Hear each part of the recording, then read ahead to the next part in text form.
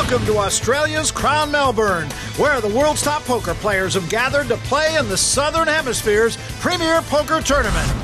This is the Aussie Million.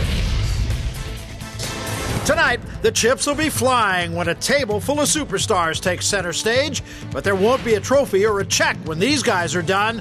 Tonight, you get to keep what you win. Hundreds of thousands of dollars at stake in the exclusive high-stakes cash game. It's a little easier to see what you're in for in an actual cash game because a dollar is a dollar. Since I've never played games this high before, I'm going to win or lose more money than I've ever won or lost in a cash game. Who knows what's going to happen? Things could blow out of proportions. I think there'll be some serious damage. Poker's biggest names are about to mix it up with a fortune at stake. This is the Aussie Millions Cash Game Invitational. Welcome to Melbourne, Australia, and the Crown Melbourne, home of the 2008 Aussie Millions. Just about to get underway, and we've got a table full of some of poker's biggest names playing for cold, hard cash. Hi again, everybody. Barry Tompkins alongside the professor of poker, Howard Lederer. And Howard, let's meet the players. Well, Barry, there's a good look at Patrick Antonius, last year's big winner in this cash game. He's one of Europe's best young players. Nicky Jedlicka, a young pro from Austria and one of the game's hot up-and-coming talents. Well, in C3, we've got Masa Kagawa, an amateur from Japan. He was a surprise winner in last year's game. Tony G, the Australians in Seat 4, 2005 European Poker Champ. Well, there's the iconic Chris Ferguson, 2000 WSOP main event champion, 5-time bracelet winner, but not an experienced cash game player. And then there's our returning champion from last year's Aussie Millions main event, Gus Hansen. And there's John Juanda, 3 WSOP bracelets to his name. He also won the Speed Poker Championship here in 2006. And Seat 8 is Eli Elezra, the multi-million-dollar Vegas businessman who plays in some of the biggest games in the world. Here are the rules for tonight's game. The game is no-limit Texas Hold'em. Players can buy in for any amount and come and go as they please. And every chip represents an actual Australian dollar amount, currently worth about 90 cents to the U.S. dollar. Well, the cards are out. Action has begun. The blinds, 400 and 800 with a $100 ante. Yeah, and everyone has bought in for a minimum of $100,000 tonight. John Juanda, ace-queen suited. He opens the pot for $2,500 with a solid hand, ace-queen suited up front. February is very cold. Action now folds to Tony G. He folds, as does Chris Ferguson. End of March. Gus Hansen is in the blinds. And it looks like he's going to certainly defend the blinds here with a solid hand like King Jack. And he's called. So, 2 players will see our first flop of the night. King 10-8, 3 more spades. Yes, John Juanda has flopped the absolute nuts. Hansen has flopped top pair. This can't be good for Gus. And typically he leads. No, he checks here. And Juanda's going to slow play the pot. And another spade, a deuce of spades on the turn. Well, that's a great card for Hansen. If it had come a non-spade, he probably would lose more on this hand. He's going to lead out. 2,500 the bet. See where he's at. He probably thinks that his hand is good. He just wants to pick up this pot, prevent another spade from hitting, but of course he's run into the nuts. Juanda just calls here, but this will put a screeching halt to Hansen. On the river, the queen of clubs. I'd expect Gus to check and fold. After he gets called on the turn, he has to assume that Juanda has a flush.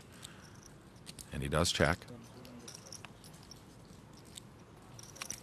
Juanda bets 4,000. Well, Gus is probably going to throw his hand away, I'd expect.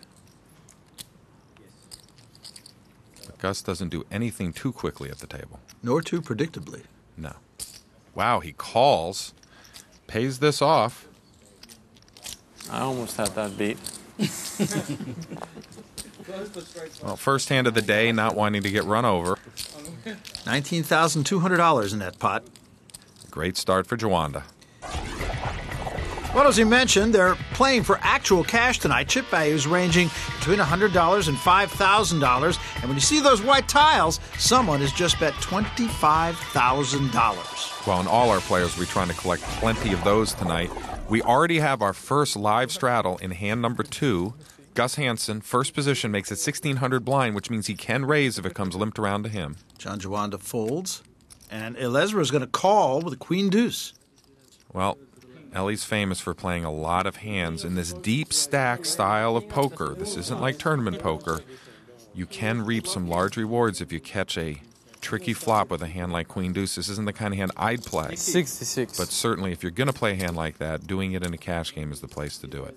Jedlicka is going to raise it to 6,600. Well, the way you punish plays like limping in with the Queen Deuce is to raise with a marginal but likely good hand like Ace-9. You need to make Ellie pay to try and draw out against you.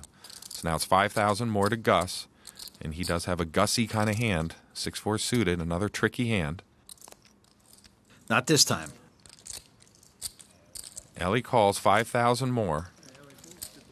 Certainly hoping to catch a tricky flop, but paying a big price to do it. 6,600 he's already in this pot. Two players now to the flop. Ace-10 deuce and Jedlicka's caught top pair. You check dark? Well, certainly that's a great flop for Nicky. He's 10. flopped top pair, and Ellie has actually flopped a pair. 10,000. Wow, he calls. This is an unusual play. I would have expected Ellie to either fold or raise. Ace of diamonds on the turn. Ellie checks. He's certainly swimming upstream here and in big trouble, drawing completely dead. Nicky slow plays. And a queen of clubs on the river. Well, now Ellie may feel like he just drew out against 2 jacks or a 10. He bets a defensive 10,000.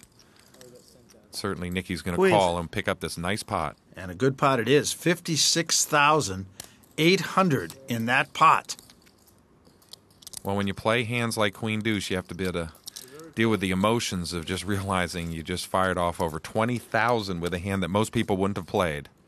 Well, young Nicky Jedlicka, happy that he did that. It's going to be a long day today.